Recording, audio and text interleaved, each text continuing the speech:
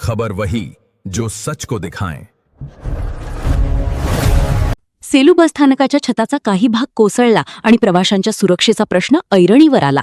घटनेची माहिती मिळताच वर्धा लोकसभा मतदारसंघाचे खासदार अमरभाऊ काळे यांनी सेलू बसस्थानकाला तातडीने भेट देत घटनास्थळाची पाहणी केली. यावेळी शेखरभाऊ शेंडे, चुडामणभाऊ हांडे, अमर गुंदी यांच्यासह संबंधित अधिकारी उपस्थित होते. खासदार अमर काळे यांनी छत कोसळलेल्या भागाची पाहणी करून संपूर्ण परिस्थितीची माहिती अधिकाऱ्यांकडून जाणून घेतली. प्रवाशांची सुरक्षितता, इमारतीची दुरुस्ती आणि पुढील कार्यवाहीबाबत नेमक्या कोणत्या सूचना देण्यात आल्या?